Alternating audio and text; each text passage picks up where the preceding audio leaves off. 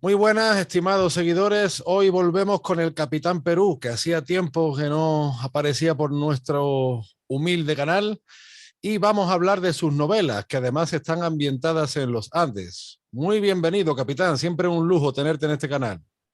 Hola, ¿qué tal, Antonio? Aquí yo también encantado de estar una vez más en tu espacio. Allá en Perú una ola de frío, acá en la península una ola de calor. Bueno, Sí, los climas están intercambiados entre los hemisferios norte y sur y acá todavía sigue haciendo frío, no llega el calor todavía. la verdad que me gustaría que me trasladaras un poco de frío porque aquí en Andalucía estamos, que de verdad este año se está golpeando fuerte el calor. Aunque valgan verdades, la bufanda no es tanto por el frío, es un poco para ocultar el cabastrillo que tengo un yeso en la mano. Vaya, hombre, no me había dado cuenta. ¿Cómo Me así? ayuda, me ayuda a ocultar acá los... ¿Qué pasó ahí? Ahí tuve una caída muy fuerte. Vaya, hombre, espero que sea leve y que vaya mejor. Gracias. Bueno, capitán, pues tus novelas están ambientadas en los Andes, ¿verdad? Sí, por supuesto. Bueno, hasta ahora todas ellas están ambientadas en el Perú. Un poco voy a hacer un resumen. La primera es una aventura histórica, un poco del corte de esta película, Tesoro Nacional, ¿no? En donde, con Nicolas Cage, en Sí. donde tienen que buscar o descifrar un misterio utilizando pistas que se han ido dejando en los monumentos, ¿no? Ujú. Entonces, está ambientada más en Lima que en los Andes, pero obviamente hace bastante referencia al periodo de la conquista. La segunda sí es totalmente en el Cusco, porque trata sobre la vida del Inca Pachacútec. Entonces, ahí sí, obviamente, se desarrolla en el Cusco. Y también podremos hablar del libro que está en proyecto, que no es una novela, pero creo que les va a interesar bastante porque es un periodo de la historia que ha sido poco explorado, que es el de los incas o los descendientes incas durante el virreinato. Correcto. Que además muchas veces se hacen muy malas interpretaciones históricas, como que los incas desaparecieron o que todos los enemigos de los incas salieron a los españoles, como que hay un antes y un después de Pizarro, ¿no? Y tú, sin embargo, insistes en la continuidad, que me recuerda a lo que en España el historiador Daniel Gómez Aragonés dice sobre el reino visigodo de Toledo, que el reino visigodo, más que desaparecer en el siglo octavo, se refugia en Asturias y a posteriori hay una continuidad por esa idea de la España perdida y esos nobles godos que se refugian en el norte. Entonces lo que ocurre en el incanato es más bien un nuevo sistema de alianzas donde una parte de esa nobleza inca pasa a formar parte de la monarquía católica. Así es, totalmente. O sea, no hay una desaparición, porque claro, si no le estaríamos dando la razón al peor indigenismo, ¿no? Que hubo un aniquilamiento. No solamente no hay una desaparición, sino que los descendientes incas, por ejemplo, Sairi Tupac, que era nieto de Huayna Cápac, hijo de Manco Inca, eh, firma un convenio, ¿no? Firma un tratado de paz con el virrey Hurtado de Mendoza.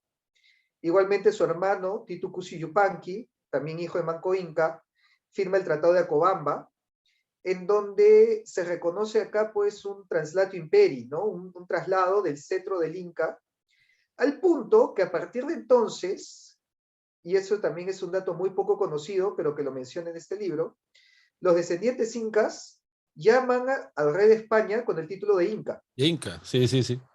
¿no? Entonces, tenemos un cuadro acá en la iglesia de la Virgen de Copacabana, en el RIMAC, que dice, ¿no? Al agustísimo y poderosísimo Inca, don Carlos II, emperador de las Américas, ¿no?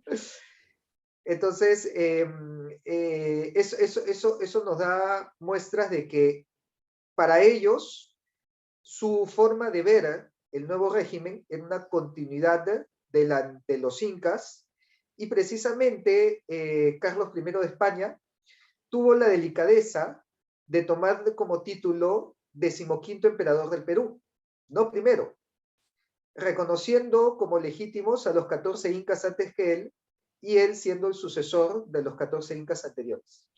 Es muy interesante esa idea de la continuidad que, digamos, empiezan los Austrias y luego incluso se mantienen hasta la época de los Borbones. Tenemos un cuadro de escuela cusqueña del primer Borbón, Felipe V, donde también se le representa como inca, y en estos cuadros que van de la época del último Austria al primer Borbón, tenemos también un cuadro, creo recordar, de Carlos II, del último Austria, con Santa Rosa de Lima y el rey como vencedor de los herejes, que son representados en los turcos, que también se representa luego con el primer Borbón. O sea, tenemos toda una iconografía que asegura esa continuidad. Sí, por supuesto. Precisamente está en el Palacio Arzobispal de Cusco, en la serie de cuadros correspondientes a la procesión del Corpus Christi, y justamente uno de estos cuadros muestra una procesión del Corpus Christi en donde se ve precisamente lo que estás mencionando, ¿no? Se ve, a ver, de repente acá puedo compartir el cuadro porque lo tengo entre mis archivos. Sí, en teoría le he dado para que compartas. En teoría. Aquí está, ¿no? Ahí está, ahí está. Aquí está, ¿no? Entonces, aquí estamos viendo una procesión del Corpus Christi, en donde entre ellas vemos que está el alférez real, ¿no? Es esta persona ataviada como inca que porta el estandarte real, es el alférez real descendiente de las panacas incaicas, pertenecía a una... Y delante de sí lleva la borla del Inca, ¿no? La mascapaicha, sobre una almohadilla, y precisamente el autor ha colocado esta borla, que era la corona del Inca, justamente debajo de la Eucaristía, ¿no? Como poniéndola a sus pies. Y vemos que la custodia está siendo atacada por un islámico y que es defendida por el rey de España, que está en contraposición de él, ¿no? ¿El rey en concreto, capitán, es Carlos II? Sí, es el último Carlos Austria. II. Sí. Sí, y fíjate lo importante que es el plano de la ficción. Otras veces hemos hablado de este tema, porque, por ejemplo, Hollywood, yo creo que ha logrado deformar la mente de todo el mundo hispánico, porque, por ejemplo, el western a mí es un género pues, que me parece atractivo de cine, ¿no? Pero, sin embargo, nos lo establece desde una perspectiva anglosajona, como si aquello estuviera desértico. Llegaron unos señores anglosajones a mediados del siglo XIX y poblaron, cuando en verdad nos han privado pues de todos aquellos caminos reales españoles, de las fortalezas, de los presidios, de las misiones, ¿no? Y bueno, de España a Perú tendríamos tantos platós naturales para hacer rodajes de películas. Ahora se está empezando en el mundo de la ilustración, del cómic, ¿no? Pero el Ande ofrece muchísima inspiración para este mundo, para películas, para novelas, ¿verdad? Se ha tardado quizá mucho en entrar en este campo de la ficción. No, ahora que mencionas precisamente el género western, todos ellos colocan a los apaches, ¿no? Comanches y demás nativos americanos que vivían en el llamado, ¿no? En el mal llamado salvaje oeste. Los colocan pues con plumas, casi desnudos, y hablando lenguas autóctonas, como si estuvieran conquistando recién el siglo XVI, ¿no? Cuando ya está demostrado que todos ellos habían vivido en el virreinato de Nueva España durante 300 años, Claro. hablaban español, eran católicos bautizados y habían mantenido todas sus tierras y habían vivido como tales durante todo el virreinato de Nueva España hasta que los arrasa Estados Unidos, ¿no? Entonces, no eran ni salvajes, ni siquiera tenían costumbres barbáricas ni totémicas, sino que ya estaban cristianizados y utilizando el español. Claro, y en esos poblamientos españoles del septentrión americano, además, conviven gente de todo tipo de razas, porque conviven europeos y criollos, pero también negros, mulatos, mestizos y esa abundante población indígena que era abundante precisamente en época hispánica. Después, hay un antes y un después de la época hispánica. Y de hecho hay una parroquia en México donde se ha encontrado el acta de bautizo del indio Jerónimo, ¿no? Este famoso, pues, líder que encabezó una resistencia contra Estados Unidos y que lo ponen muchas veces como un salvaje con plumas en la cabeza, pero era bautizado de forma cristiana y hablaba español. Pero claro, el mismo nombre nos lo está diciendo, Jerónimo, o sea que no, Sí, no hemos caído en la cuenta de muchas. así es.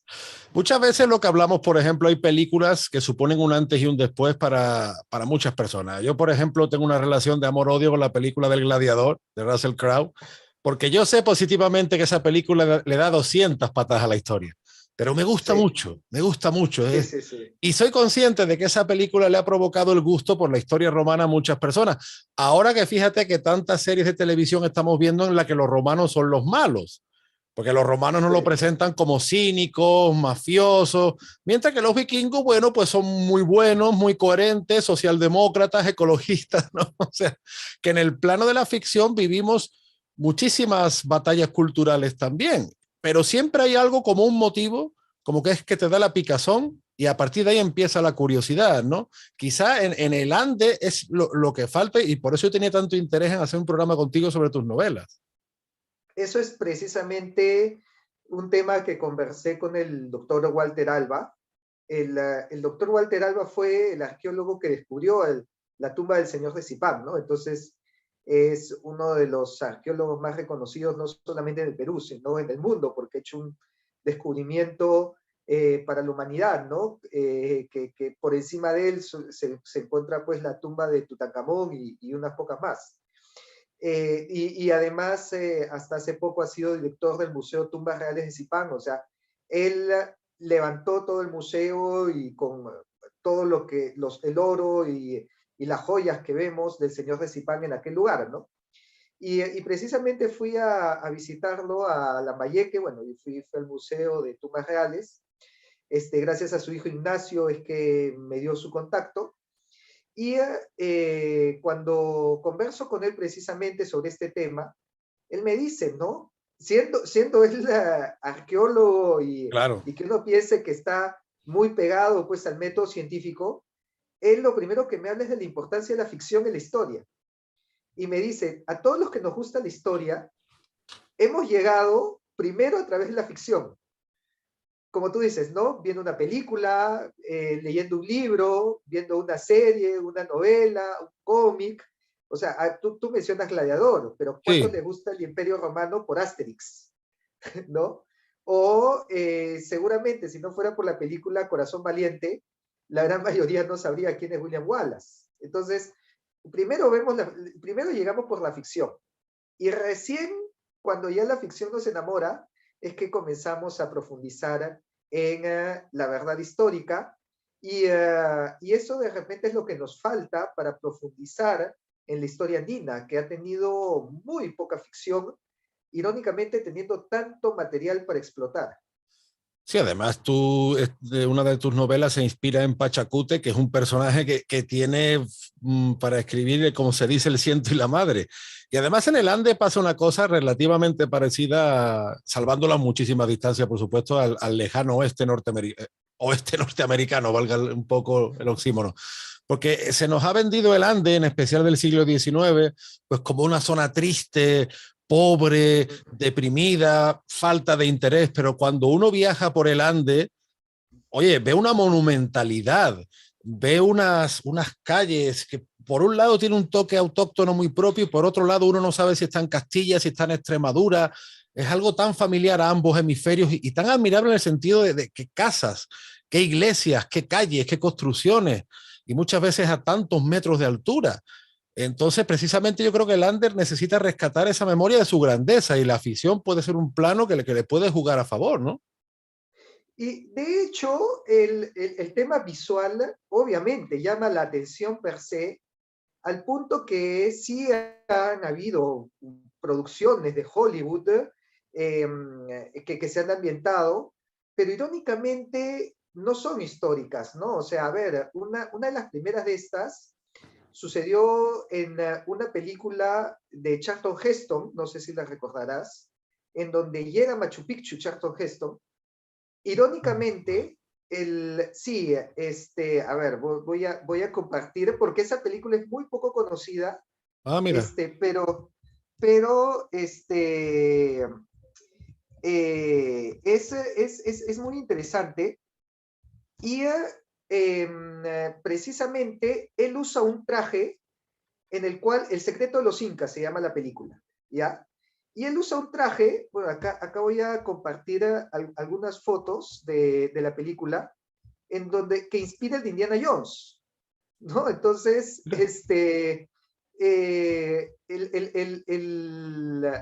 la indumentaria que utiliza Indiana Jones, a ver, aquí la voy a compartir, ¿no? Fíjate, es prácticamente la que usa ¿Verdad? Charlton Heston en esta película, ¿no? Mira, no lo conocía. Sí, sí, sí, sí, es más, en esta película aparece cantando Ima Sumac, ¿no? Entonces, es una de las razones por la que Ima Sumac, esta famosa cantante Ah, peruana, tiene una estrella y es la única peruana que tiene una estrella en la calle de las estrellas, ¿no? De la fama en Hollywood. Acá podemos ver, ¿no? Cómo era la publicidad de la época, ¿no? Y tenemos a Charlton Heston y con Ima Sumac. se hacían carteles más bonitos antes que ahora, creo yo, ¿eh? Sí, sí, sí, ¿no? Entonces, esta película narra una aventura muy parecida a la de Indiana Jones. Existe un medallón que es un tesoro inca y que el medallón lleva pues hacia un tesoro escondido y obviamente la escena final tiene que ser en Machu Picchu y se muestra pues como Charlton Heston de Machu Picchu encuentra el medallón, pero decide regalárselo pues a los nativos que vivían en el lugar, ¿no? Entonces, es una producción totalmente de ficción. Está ambientada en el presente, se trata de la búsqueda de un tesoro inca y no tiene mucho de histórico más allá de los paisajes, ¿no? Posteriormente hemos visto la última película de Indiana Jones, que también es totalmente ficción y de hecho es muy pobre históricamente. A los peruanos nos disgustó mucho ver algunas barrabasadas en esa película, como cuando Indiana Jones dice pues que él aprendió quechua de Pancho Villa, ¿no? ¿Qué tiene que ver Pancho Villa con el quechua? ¿No? Totalmente desfasado, ¿no? Y bueno, se muestra que Indiana Jones llega a Nazca, o llega a Lima, luego llega a Nazca y tienen ambientación de Cusco, o sea, un total disparate, pero por lo menos utiliza los ambientes. Y recientemente se ha filmado, y todavía no se estrena, la última película de Transformers. La película de Transformers va a estar ambientada en el Cusco, y de hecho llevaron a los automóviles, a los Autobots, a los Decepticons, filmaron escenas en Cusco de persecuciones y bueno, incluso hay un video que se hizo viral acá en donde el camión de Optimus Prime está subiendo una calle de Cusco y se queda a la mitad. Y no puede terminar de subir la calle. Entonces, se hizo un meme diciendo Optimus Prime puede derrotar a Megatron, pero no a las calles de Cusco, ¿no? Entonces imagínate, una película de Transformers, ¿no? Por Dios, es totalmente ficción, es algo totalmente fantasioso, pero quisieron hacerla ahí justamente para aprovechar pues los monumentos y los paisajes que existen, pero no hay una película en donde se muestra históricamente qué hay detrás de esos Claro. monumentos, ¿no? Es que fíjate, además, en ese sentido, el cine actual peruano, por lo menos lo que más se conoce, se parece mucho al cine actual español, salvando Uh -huh. honrosas excepciones que siempre se centra en lo triste, en lo sórdido, en lo deprimido. Uno piensa en películas sobre el Ande Y y no en el sé, morbo, en el morbo. A mí se me viene, mucho por ejemplo, a morbo. la mente la película Madeinusa. No sé si te suena. Ya, Eh, ajá. con todo mi respeto, que tampoco, oye, que es un trabajo de fin cinematográfico, pero que me vengo a referir que el Ande, la ficción, por lo menos en los últimos tiempos, lo que ha logrado es eso, tener una imagen sórdida, pobre, morbosa, y es curioso porque eso también pasa en el cine español. El cine español actual, de hecho, si hace alguna película de temas históricos, es para denigrar la historia de España. y muchas veces con dinero público.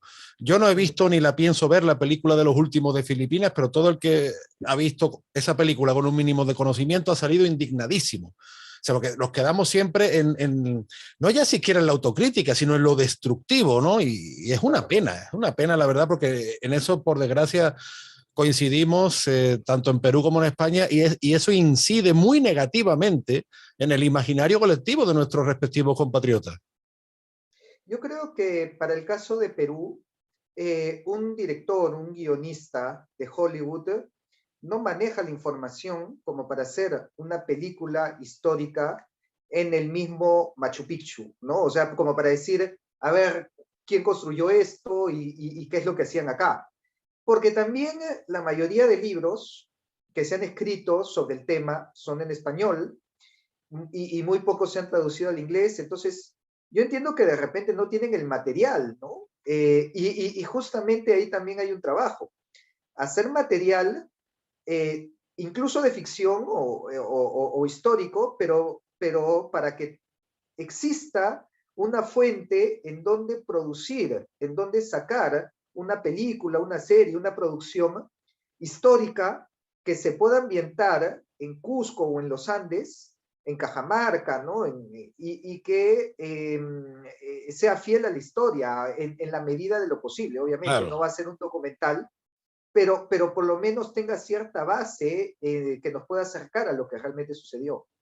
Es que fíjate que eso también pasa, capitán, en los mismos Estados Unidos. Por ejemplo, mi amigo Jorge García, que es un historiador madrileño afincado en San Antonio, en Texas, pues Jorge siempre me dice que uno de los grandes problemas para historiar todo aquel complejo de misiones, de presidios, de caminos reales, es que la documentación, la gran mayoría está en español. Entonces, Sí. muy pocos angloparlantes tienen conocimiento para dedicarse a investigar en los archivos y eso también podría generar muchísimo mundo de ficción positivo y que pusiera en relieve una historia que también es nuestra, porque está en nuestro idioma y fue hecha por nuestra gente. Sí, totalmente, ¿no? Y cuánto material habría ahí. Justamente ahora hace poco que estuve en Cusco, comentaba que uno de los lugares más vistosos de Cusco es precisamente Ollantaytambo, ¿no? Seguramente tú ya conoces cómo es este monumento, pero para los que no lo conocen, voy a compartir una foto. Pero básicamente son unos andenes, son unos escalones gigantescos, ¿no? Acá nosotros vemos en la imagen cómo es esta construcción, este monumento de Ollantaytambo. Ves el tamaño de la gente aquí abajo, ves el tamaño de los escalones, y pensara que aquí ocurrió una batalla entre Manco Inca y Gonzalo Pizarro, en donde, y para este entonces todavía Manco Inca ya había asimilado las técnicas de combate españolas, porque incluso ya montaba a caballo. Claro. Y se narra que Manco Inca estaba a caballo, o sea, tú te imaginas una toma nomás en el cine con Manco Inca a caballo encima de este monumento y sería, por lo menos visualmente, impresionante, ¿no? Y que luego, encima, a mitad de batalla, porque una de las estrategias que hace Manco Inca fue desbordar el río Urubamba, que se encuentra aquí al costado nomás, enloda toda la planicie que está frente a este monumento, y por lo tanto, cuando llega Gonzalo Pizarro a caballo, se le traba el caballo en el lodo y quedan atrapados. Y en el medio, que le caen las tropas de Manco Inca encima, llegan los refuerzos chancas, chachapoyas y huancas que pelean a favor de los españoles. Entonces, solamente esa batalla, ¿no? Con la diversidad que tiene y con toda la historia que tiene, sería un peliculón. Y Imagínate. nada, está ahí desperdiciado porque simplemente no sé, ni siquiera los mismos peruanos conocemos que hay una batalla. Claro. Entonces, tú te has centrado, volviendo al plano de la ficción en su relación con la historia, por un lado en Pachacútec y por otro lado también ya en la época hispánica, por así decirlo, ¿no? ¿Y por qué Pachacútec, Sí. capitán, concretamente? Porque básicamente de Pachacútec es de donde parte la grandeza inca. Y eso es algo que tampoco se nos enseña mucho, ¿no? A nosotros se nos enseña toda la lista de incas, la Capac Cunda, ¿no? Casi de paporreta, ¿no? Manco Capa, Sinchi Roca, Yoque Yupanqui, Maita Capa, Capa Yupanqui, pero sin saber mucho la diferencia entre uno y otro. Y cuando uno piensa en un inca, se imagina a este señor vestido de oro, encima de una litera cargada por todos sus siervos. Cuando eso fue verdad, solamente a partir de Pachacútec. Los anteriores incas gobernaron el valle de Cusco. Entonces, eran pues reyes de un valle, y en los primeros casos, Manco Cápac, Sinchi Roca, ni siquiera alcanzaban ese nivel, sino eran como una especie de líderes de guerra, ¿no? Que es lo que en quechua se le llama Sinchi. O sea, un Sinchi era como un curaca de guerra, era como un líder tribal. Y precisamente el segundo Inca tiene ese nombre, Sinchi Roca, era un líder tribal, Sinchi Roca. Ya con los siguientes Incas toman control de todo el valle, extienden un poco su poder, pero igual están al mismo nivel de un montón de otras culturas, ¿no? Los canas, los lupacas, los ayamarcas, que ni suenan en la historia, ¿no? O sea, si se hubieran quedado ahí, no tendrían ninguna relevancia, ni siquiera hubiéramos escuchado de ellos, hasta la llegada de Pachacútec. Y es Pachacútec el que inicia el gran boom, ¿no? La gran expansión, el que lo convierte en el imperio que todos conocemos. Es más, todas las construcciones, todos los monumentos que vemos el día de hoy en Cusco, partiendo de Sacsayhuamán, Ollantaytambo, el mismo Coricancha, Quenco, Pucapucará, Tambomachay, Pisac, fueron construidos o iniciados su construcción por Pachacútec. Antes de Pachacútec no existía nada de eso. El Coricancha era el Inti Cancha, que era un templo de barro y de quincha. O sea, no tenía la grandeza de la piedra que tiene el día de hoy. Y es por eso que Pachacútec lo hizo no solamente él mismo, lo diseñó él mismo. Las crónicas dicen que con una soga en mano trazó los límites de cómo iba a ser el nuevo Cusco.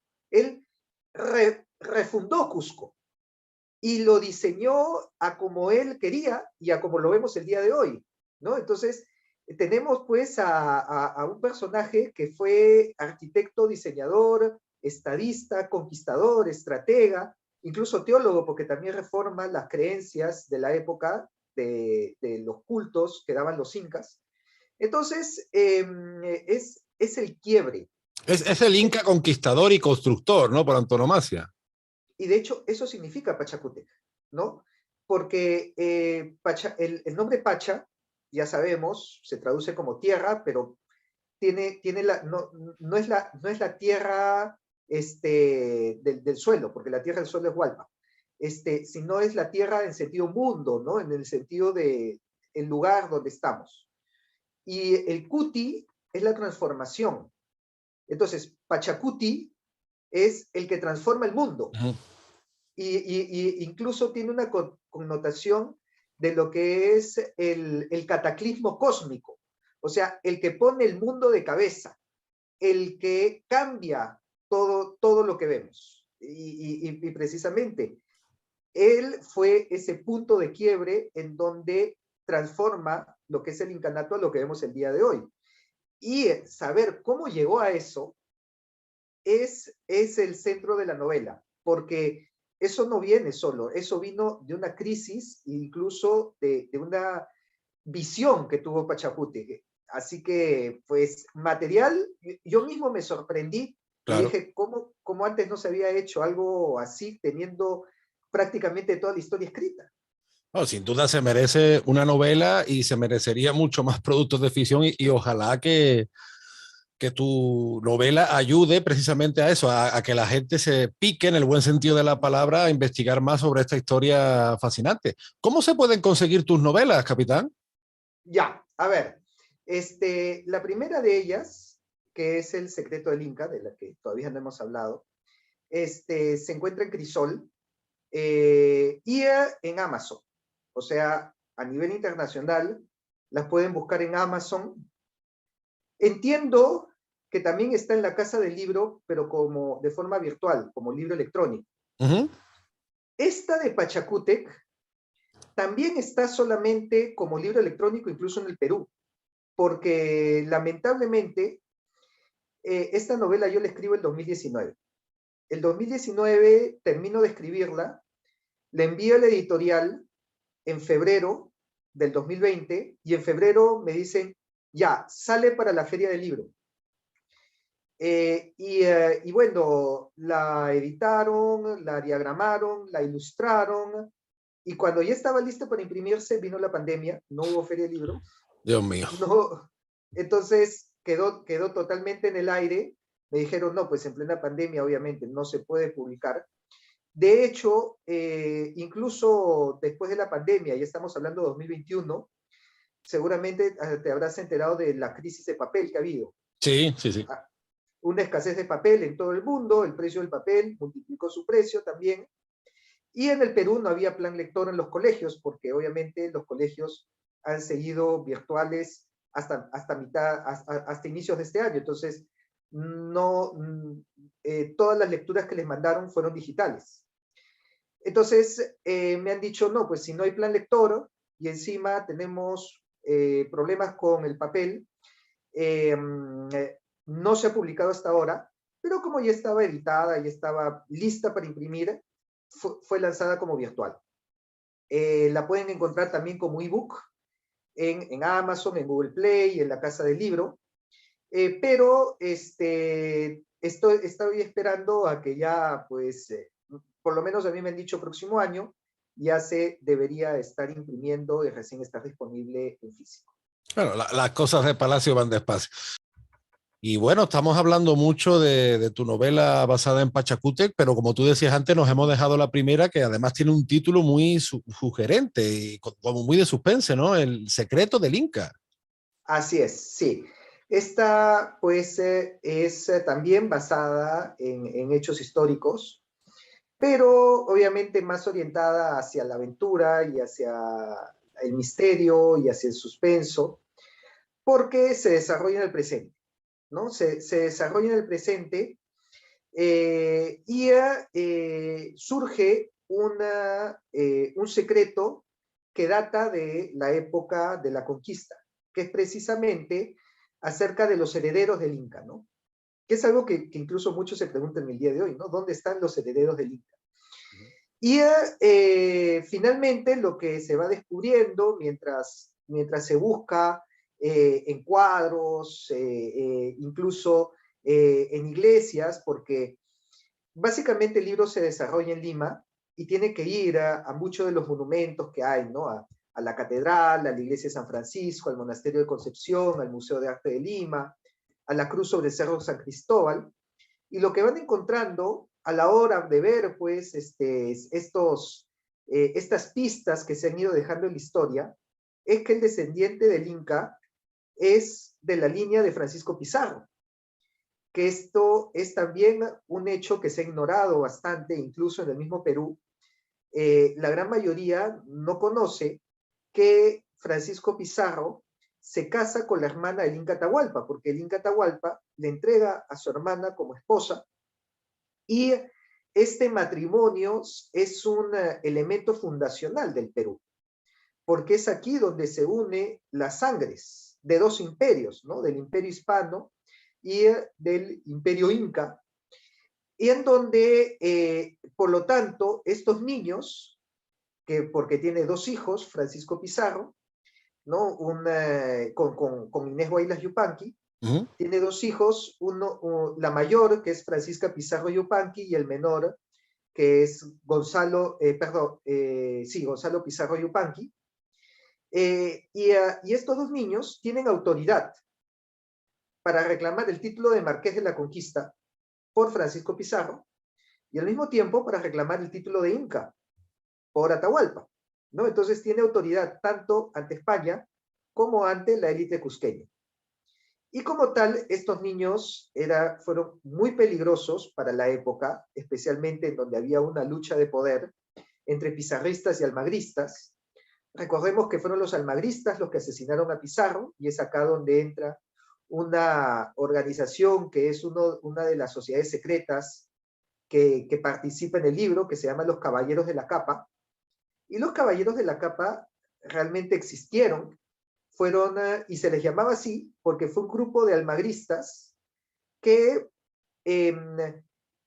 no participó, o sea, quedaron fuera de todos los eventos de la conquista, como por ejemplo del cuarto de rescate. Ellos llegaron tarde al cuarto de rescate y por lo tanto eran muy pobres.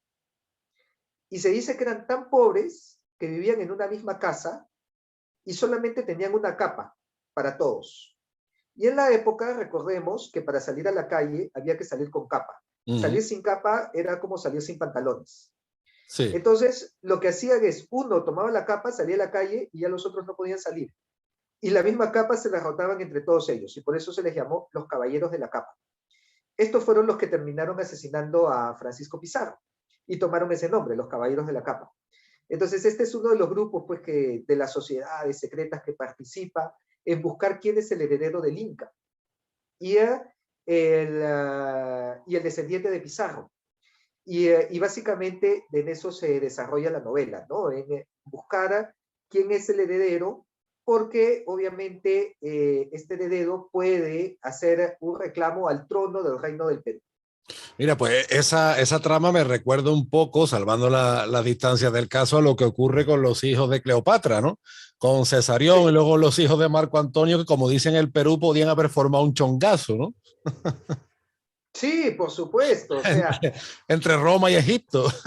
es un elemento muy común en la historia, ¿no? El de los niños que son los herederos al trono, los legítimos herederos, ¿no? Y como tal, pues tienen que esconderse. Y de hecho, eso sucedió con estos dos niños, ¿no? Cuando muere Francisco Pizarro, ellos tienen que huir hacia Piura, y el varón muere en el camino en circunstancias muy sospechosas, y la niña, Francisca Pizarro, es la que se embarca hacia España, hacia donde se encuentra su tío, Hernando Pizarro, y termina casándose con su tío, y de ahí viene una descendencia también, ¿no? De los Pizarro, y precisamente en Trujillo tiene su residencia en donde está la escultura, está tallada en el frontis esta imagen de Francisca Pizarro Yupanqui, que es la única imagen de ella que tenemos. Que yo te recomiendo que visites algún día porque el Palacio de la Conquista de Trujillo, la verdad, es impresionante. Trujillo, todo de Trujillo es muy bonito. Sus calles, además, tiene mucha impronta de finales del siglo XV, principios del XVI. Tiene esa impronta arquitectónica de los Reyes Católicos al Renacimiento y el palacio y ver en el frontis a doña Francisca Pizarro Yupanqui, de verdad es impresionante, te lo digo, ¿eh? Es algo que es obligado si algún día vienes y espero que así sea aquí a la piel de toro, que por cierto, podría ser, ¿no? Que tuviéramos tus novelas en vivo y en directo en España. A mí me encantaría, y precisamente desde aquí hago un llamado a la editorial, porque precisamente la editorial que las ha publicado acá en el Perú es sucursal de una editorial que se encuentra en España, que es Penguin Random House. Así que yo estoy seguro que ellos no tendrían ningún problema en llevarlas para allá. Y estoy seguro pues que el tema se presta, ¿no? Porque es un tema que une las historias del Perú y de España. Así que estoy seguro que llamaría bastante la atención, y yo estoy seguro que para la editorial que tiene sede en España, pues sería muy fácil también el llevar el libro hacia España. No, hombre, que tú pudieras hacer un viaje para España presentando estas novelas, pues también sería muy de recibo. ¿Cómo se llama la editorial en Perú? También es Penguin Random House. Vale, pues desde aquí hacemos un llamamiento porque la verdad es que merece la pena. Fíjate que el año pasado grabábamos un vídeo más o menos por esta fecha que era Perú y España, la historia que no nos cuenta. Y hoy, como las cosas pasan por algo, pues grabamos sobre esta parte que tampoco nos cuentan y que tú pues estás abriendo como Moisés el Mar Rojo, ¿no? Ahí para que la gente pues conozca una historia que es común, porque en España también hay que entender que el Ande entra a formar parte de nuestra historia pues desde la misma gastronomía, desde que la tortilla lleva papa. O sea, la visión que tenemos de América está muy mediatizada por Hollywood, por esa supuesta imagen salvaje, inhóspita y desértica, cuando en verdad nuestro imaginario colectivo relacionado con América debería ser mucho más contundente y mucho más rico, y porque está en nosotros. Es decir, que yo insisto mucho en esto. No es solo hablar de la difusión española en América, sino también de la difusión de lo que llegó de América a España, y principalmente por los puertos de Sevilla y Cádiz, que eran los primeros que absorbían lo que llegaba del Nuevo Mundo. Y el Ande también es parte de nuestra identidad, y así tenemos que entenderlo. Y más en este mundo de la globalización tan loquísimo que nos ha tocado, que fíjate tú, yo creo que el europeísmo está cayendo por su propio peso. Y precisamente España debe entender, ya sea a partir de una picazón de la ficción, de que en América está pues su promisión, ¿no? Eso es la frase de García Lorca, precisamente, ¿no? Para conocer España hay que conocer América. Correcto. Es conocer, en el fondo es conocernos a nosotros mismos. Sí, porque ahora yo ya he hablado otras veces, hace poco he tenido también la oportunidad de, incluso de demostrarlo, porque con mis amigos Óscar Guzmán, que Óscar es peruano, pero lleva muchos años en Sevilla, y Marcelo de la Puebla, que es chileno, pero ha vivido mucho en Perú, fíjate que ha tocado con el Sambo Cabero, y que también lleva muchos años en Sevilla, que era el puerto y la puerta de las Indias. Pues estamos haciendo un trabajo entre los tres de poesía y música, demostrando cómo el flamenco no se entiende. El flamenco es un fenómeno musical del siglo XIX que no se entiende sin todo ese aluvión de músicas que llegaron del otro lado del charco. Y el último elemento que nos llega a Andalucía, por así decirlo, extra flamenco, es el cajón. Y el cajón, hay mucha gente de aquí, sobre todo la gente más joven, que se piensa que ha estado aquí toda la vida. No, el cajón lo trajo Paco de Lucía del Perú y no necesitó proceso de adaptación, porque aquí, capitán, en el flamenco, cuando se ha hecho alguna fusión, se han intentado hacer fusión con músicas orientales y no acaban de cuajar. Se han intentado introducir instrumentos de países, digamos, exóticos, no acaban de cuajar. Sin embargo, el cajón fue un visto y no visto, o sea, fue de un día para otro, y se ha quedado. Entonces, yo creo que esa es la demostración de lo unidos que estamos y de cómo la ficción tiene que ayudar a recuperar esa memoria colectiva, de no quedarnos encerrados y pelearnos muchas veces por cosas estúpidas sobre cuál es el origen del, por ejemplo, acá pasa mucho con los bailes folclóricos, allá también, con que si la Candelaria es boliviana o peruana. Aquí Los en España pasa igual. caporales. Claro, las regiones se pelean unas con otras, y precisamente lo que tenemos que buscar es elementos de unidad, elementos expansivos en el mundo de la globalización, que muchas veces los hispanos, por desgracia, estamos yendo en dirección opuesta a donde deberíamos ir. Ese es precisamente el mensaje también del siguiente libro, que es el que mencionaba de los incas en el virreinato, ¿no? Que quiero ponerle pues el atrevido título de Los incas hispanos, que para muchos puede sonar como una contradicción, ¿no? ¿Cómo si es inca, cómo va a ser hispano? Si es hispano, entonces no es inca. Pero es el mejor título que he encontrado para describir a estos personajes que tenían el título de inca, como Carlos Inca, Melchor Carlos Inca, Chihuantopa Inca, Alonso Tito Atauchi Inca. O sea, ellos tenían el título de inca, se ceñían la borla del inca. Están los cuadros donde ellos tienen la borla del inca en la cabeza, como el que he mostrado, pero al mismo tiempo hablaban español y por lo tanto eran hispanos, eran católicos y aliados de la corona de Castilla.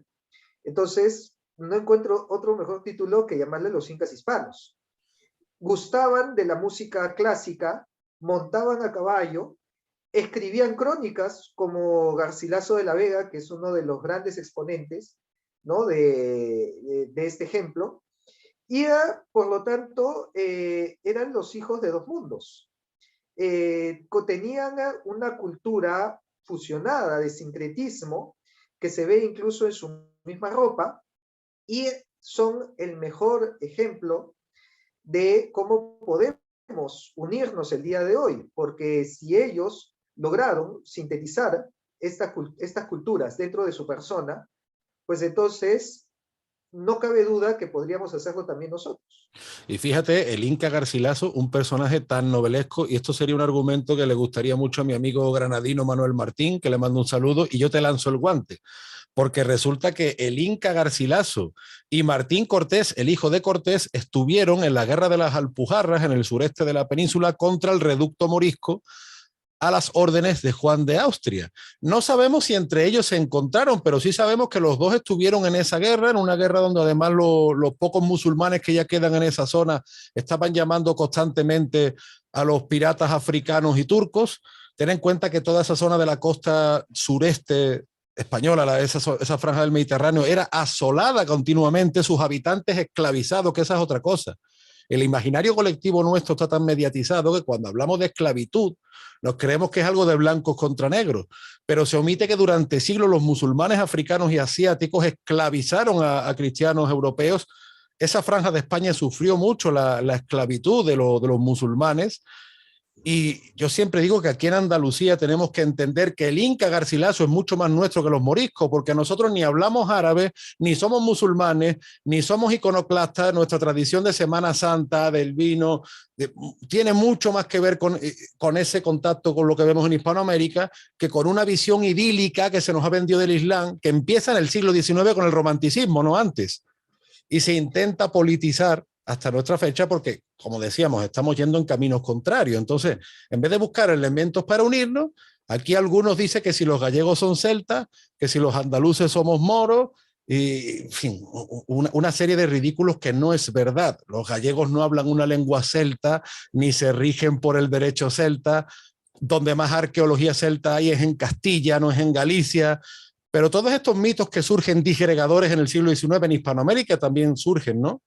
Pues yo creo que ya en el siglo XXI es hora, capitán, de que cojamos el toro por las astas y de que ese mundo de la ficción sea trabajado en base, bueno, a una verosimilitud histórica, ¿no? Y que fíjate, yo te lanzo ese guante. El Inca Garcilaso y Martín Cortés en la guerra de las Alpujarras. Ya. Ahí Sí, y ojo, hay... ojo que no es el único caso, ¿ah? Porque también sabemos que un descendiente inca comandó un batallón de dragones durante las guerras napoleónicas, que fue precisamente Dionisio Inca Yupanqui, cuyo padre sirvió en el Real Felipe y por sus méritos fue llevado a España, se llevó a sus dos hijos. Dionisio Inca participó también en la carrera militar, luchó en Gibraltar en contra de Inglaterra, luchó en las guerras napoleónicas y finalmente participó de las Cortes de Cádiz, ¿no? Entonces, tenemos, y es por eso que tiene un nombre, su nombre en una calle de Madrid, cosa que en el Perú no tenemos. En el Bueno, Perú pero ya por existe lo menos tiene una asociación en Perú, ¿no? pero en el Perú tenemos una asociación justamente para reivindicar este nombre, ¿no? Porque imagínate, tenemos un descendiente inca que una calle en Madrid ha sido nombrada en favor de él con su nombre, pero en el Perú no. Sí, bueno, pues esas son las cosas del Orinoco. Tú no las sabes ni yo tampoco. Sí. Pues bueno, capitán, como siempre, la verdad es un placer tenerte en este canal. Muchísimas gracias por tu tiempo, que sé que es algo que no te sobra precisamente, que está muy solicitado. Aprendemos siempre mucho contigo. Desde aquí combinamos a nuestros seguidores a que se interesen por tus novelas. Ojalá podamos tenerte un día en España, pues incluso con esta novela que tú dices de los incas hispanos, que ya incluso yo creo que puede ser el título de una tesis, porque hay muchos vídeos en YouTube que te buscan precisamente por tu tesis, valga la redundancia, sobre los incas hispanos. Así que bueno, que ojalá un día nos veamos por aquí, que presentes tus novelas, que las editoriales se interesen y es justo y necesario. Por supuesto, y ese es el plan precisamente. La idea es viajar y llevar todos estos temas que nos unen hacia la península, así que pues ya todavía no está confirmado, pero cuando ya lo tenga confirmado, seguramente estaré anunciando las fechas en que estaré viajando, y de hecho ya estoy también en conversaciones, ¿no?, con la Asociación Héroes de Cavite para hacer una presentación allá, así que seguramente que muy pronto les tendremos noticias.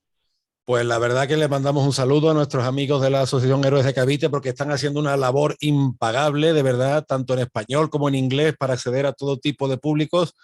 Yo tuve la oportunidad de presentar a mi referido amigo Jorge García en Sevilla, que está haciendo una gira de conferencias por España, y la verdad que no paran y hay que mandarles un abrazo porque están haciendo una labor encomiable e impagable, la verdad. Capitán, pues hasta la próxima. Siempre bienvenido en este canal y te mando un abrazo desde el puerto y la puerta de las Indias. Igualmente, un gran gusto y ya saben, si desean encontrar más información de todos estos temas que hemos estado hablando o sobre mis libros también, me pueden buscar en mis páginas de redes sociales, en Facebook como Capitán Perú, en YouTube también como Capitán Perú, en Instagram como @Capitán Peruano y también en Twitter como @Capitán Peruano. ¿Y en TikTok? Lamentablemente sí. Bueno, Pero ya no lo digo, pero ya, búsquenme en TikTok. no, Pero de todas maneras, yo en este vídeo voy a poner los enlaces ahí, abajito nomás.